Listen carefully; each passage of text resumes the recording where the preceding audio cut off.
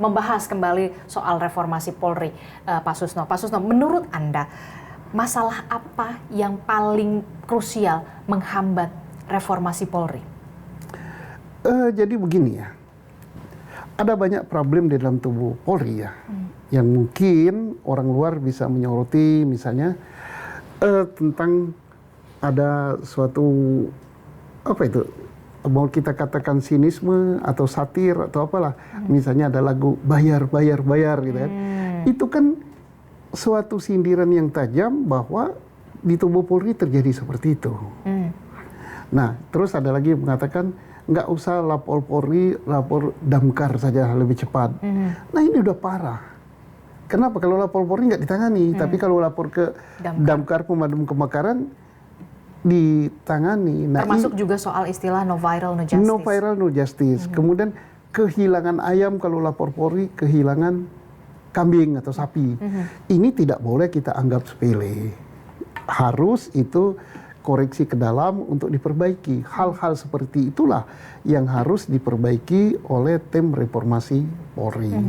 Nah, suatu persoalan yang saya pernah sampaikan di beberapa media, kalau kita misalnya mereformasi Polri dengan cara tradisional, dengan cara-cara lama, dengan cara-cara tradisional itu maksudnya apa? Berseminar, membentuk tim dan sebagainya. Hasilnya ya gini-gini juga. Nggak ada perubahan? No, nggak ada perubahan. Sama ini kita udah berapa lama ini nunggu reformasi Polri lewat tim ini? Kan sudah berjalan kan? Akhirnya apa? Tahap pertama katanya Pak Jimli belanja masalah. Ya kan gitu kan? Sehingga semua orang diminta keterangan, diminta pendapat, itu dikumpulkan. Setelah itu nanti dibahas, dijadikan buku. Setelah buku dijadikan, dikasihkan Pak Presiden. Pak Presiden nanti dikasihkan Pak Kapolri kan yang melaksanakan. Akan jalan apa enggak? Dan dari dulu, dan Kapolri sudah tahu masalahnya dari dulu. Nggak perlu dari sini jalannya.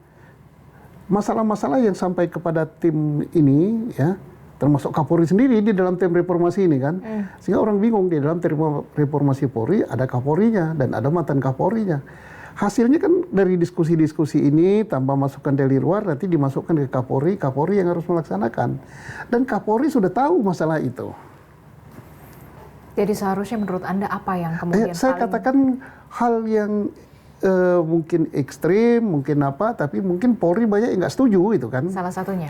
Pasti dia menghujat saya, Susno itu satu orang gila, Susno itu mantan ini, mantan itulah ya. Kalau kita mau bagus, karena apa? Sesuatu yang sudah sifatnya sudah akut, kita harus secara extraordinary kan.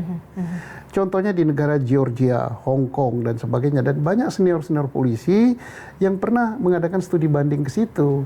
Mereka adakan dibubarkan Polri-nya. Di Georgia tidak dibubarkan, tapi bukan 100% dibubarkan. Polri yang, bukan Polri yang, polisi ya. Polisi-polisi yang jeleknya itu dipotong, dihilangkan. Nah kita, kalau untuk seperti itu dibubarkan 100% di Indonesia nggak mungkin. Tapi kalau dipotong sebagian mungkin. Nah timbul pertanyaan, siapa yang harus dipotong? Nah ya. Di Polri sudah ada datanya loh Mbak. Polri itu punya yang namanya Propam. Punya yang namanya inspektorat, dan punya yang namanya SDM, sumber daya manusia. Di tiga institusi ini ada datanya. Ada nama-namanya? Ya karena Propam ini kerja, Intelnya kerja, inspektorat kerja. Dia mengumpulkan siapa Polri, anggota Polri yang bermasalah, yang brengsek gitu kan, yang sudah diperiksa, yang melakukan pelanggaran. Di jumlah ini, ya mungkin jumlahnya ada puluhan ribu. Yang puluh ribu inilah langsung aja dicopot karena mereka sudah melanggar semuanya.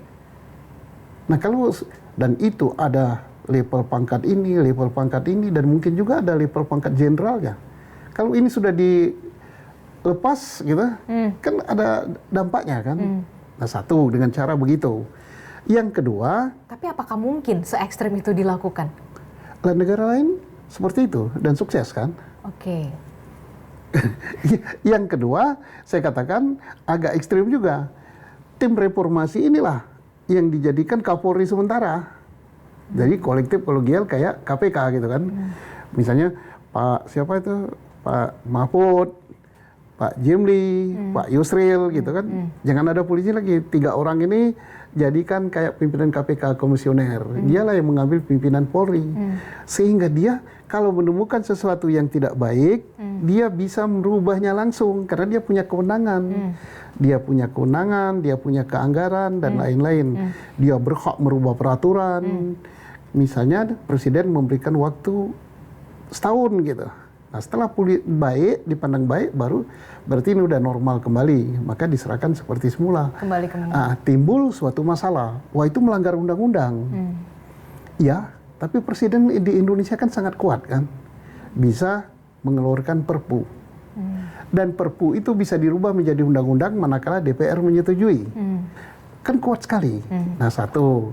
Nah, kalau terus cara ketiga ya sudah dicari perwira tinggi yang dia pandang oleh presiden yang paling mumpuni gitu. Beli dia tugas, kamu jadi Kapolri, saya beri waktu 6 bulan atau berapa, tertibkan Polri. Kalau Polri tidak berubah gitu profesionalisme dan tidak berubah juga perilakunya, kamu saya ganti. Kan begitu. Nah, sudah seharusnya sepatutnya itu ya yang dilakukan. seperti itu. Soalnya kalau bentuk tim nanti pernah saya buat suatu anekdot yang lucu, mungkin orang ketawa ya. Nanti hasil dari tim ini apa? Naskah akademi gitu. Naskah akademi ini kalau ditumpuk-tumpuk udah sampai ke bulan tingginya.